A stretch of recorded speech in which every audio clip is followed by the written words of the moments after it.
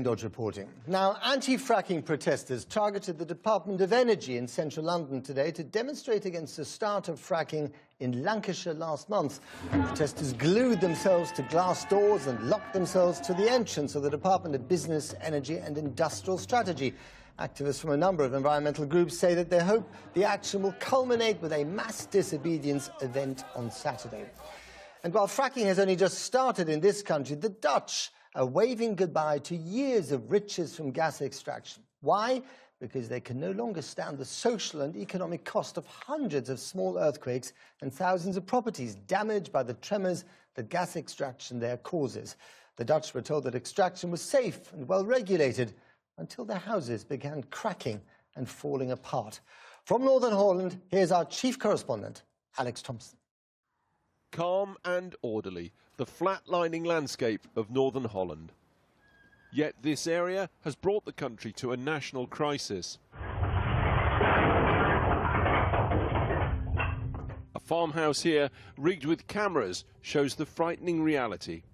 It's like a big truck rushing by. They just ran out of their houses. They were really scared. You don't know what's happening. It's like bang, and then it's gone again. He was on school, and in the car back home he said, is our house still standing? Over 1,000 mostly small earthquakes. Gas companies, government, geologists, everyone here agrees they're caused by gas extraction. Around 80,000 homes damaged by the cumulative tremors. More than 20,000 too dangerous to live in.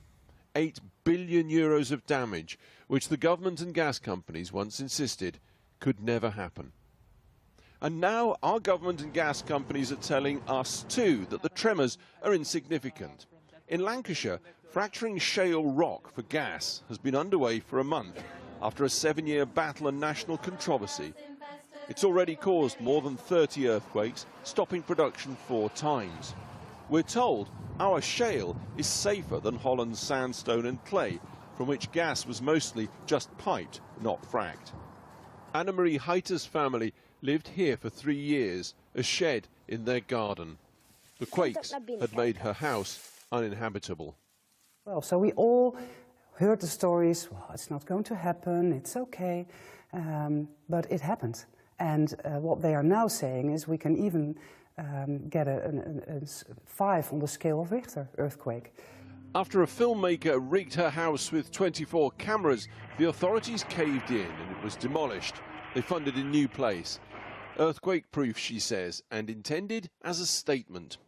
It's a statement towards our government, towards Shell, and even the people in Groningen. You have to fight sometimes, but this is a statement towards our future. We can do this. But she is one of a very few lucky ones. Around 400,000 people are now affected in a landscape dotted with abandoned buildings. People who were assured by their government that the tremors were harmless.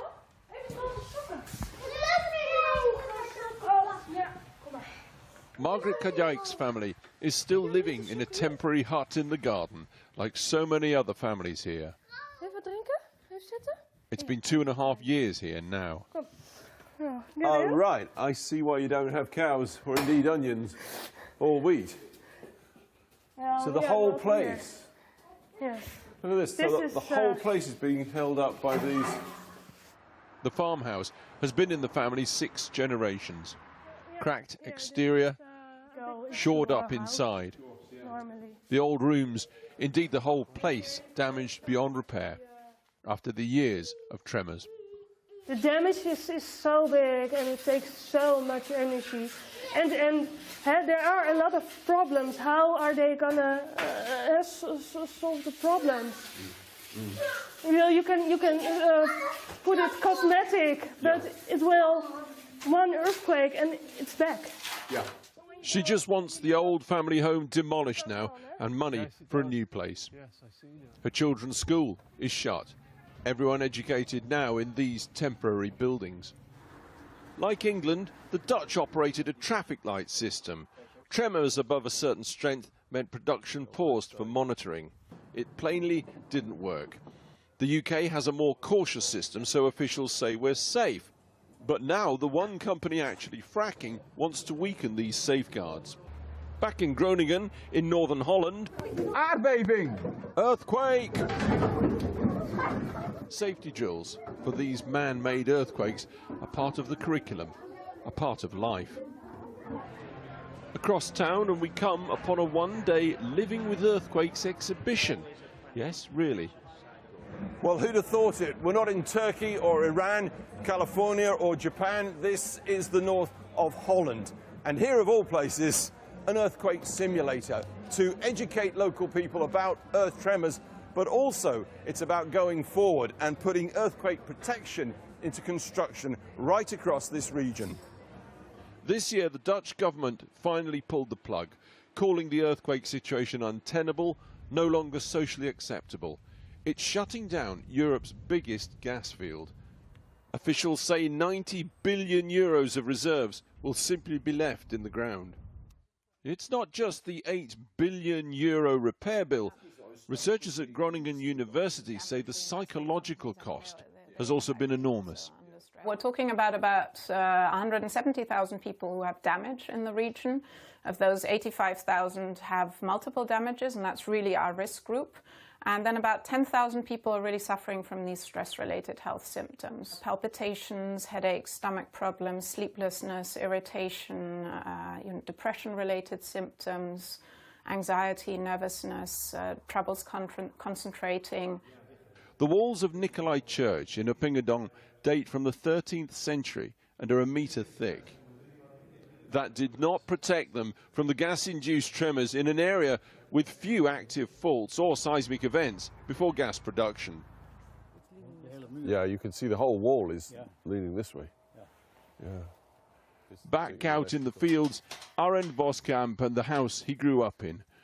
Ruined, the authorities took it off his hands. It is a huge mess, he tells us.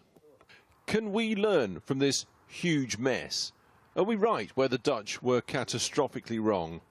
The OGA regulates gas extraction in the UK. Their website states, it is very rare for damages, even cosmetic ones, to occur at magnitudes less than 4. Yet every single one of the 1,000 or so Dutch earthquakes was in fact less than 4. The Netherlands getting out of onshore gas, just as England is getting in. Well, earlier I spoke to geologist Professor Stuart Hazeldine. I began by asking him, with Cuadrilla saying that the regulations were strangling them, should the government rethink the earthquake safety limits we have in this country? Well, the government may well be under pressure from a developer who's in there to try and drill holes and to make money. But we've seen from the experience in the Netherlands that when a government gets pulled too far towards the industry position, that damage to hundreds of thousands of properties can result, and huge amounts of psychological and mental displacement and unwelfare can happen in the Netherlands. And that's really a problem the government has to manage very carefully. And I think in the Netherlands they took a bad judgment call on that and put the limit far too high. In the UK we've set the limit deliberately low, and so we should be very careful and not to give in to calls from the industry at this really very, very early stage, because we don't know yet how this will pan out. Based on what we know now, would you be content, relaxed about commercial fracking happening, or do you think we need to have more testing done? I think this is a sensible way to proceed, and we'll see if that's high enough limit that fracking can occur without damage to the surface, but also does that fracking allow the industry to produce large enough fractures to produce gas? Because what I'm wondering is happening is that the fracking may be so small and producing tiny fractures around the borehole that there's no gas flow coming out of this borehole, so it's a commercial failure. So it could be that they've got commercial concerns rather than safety concerns? Yeah, and it's again up to the citizens who live there, supported by the government, to put the safety and the regulatory limits in there to be very, very low, because if a larger earthquake happens and there's some damage, the company can walk away, go somewhere else, but the people who live there will have the memory and the trauma of that for as long as they stay living there. We've seen how people in the Netherlands, for example, have lost houses which they've passed on from generation to generation. They belong to that landscape, and that's the sort of thing you do not want to happen in your own country. Well, I also spoke to Tom Wheeler, who's the Director of Regulation for the Oil and Gas Authority. I asked him if he was misleading people about the possible consequences of gas extraction and fracking.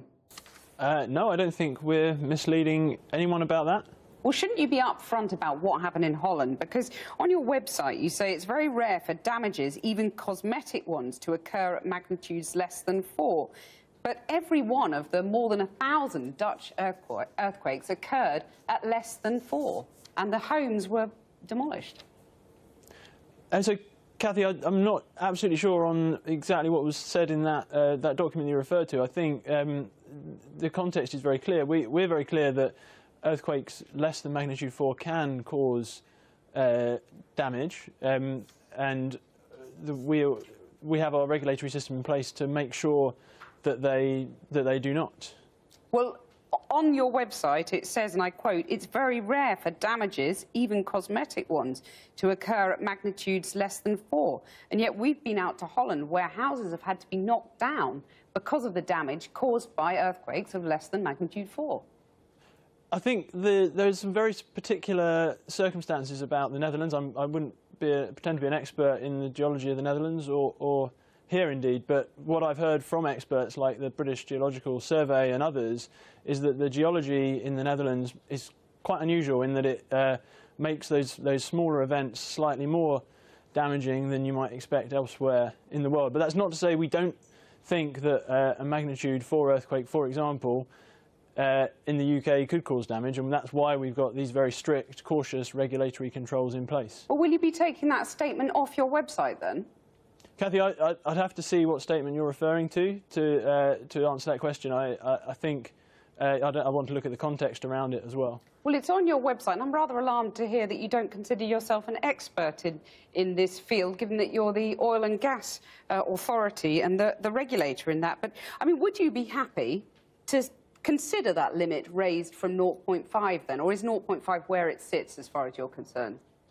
So just to address your first point, Kathy, I mean, I'm not a geologist, but we have very many excellent geologists in the organisation, and we have very close relationships with the British Geological Survey and other academics who know this stuff very well indeed. So, that's good to know. So I don't want you to alarm you unnecessarily there. You asked about the threshold in the traffic light system. Yeah, the 0.5 magnitude.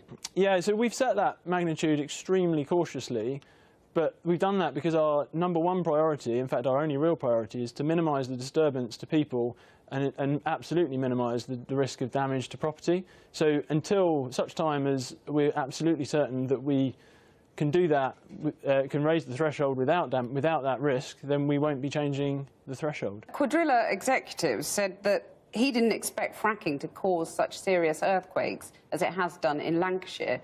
He was pretty confident it would all be OK. You're pretty confident it will all be OK. Why should we believe that?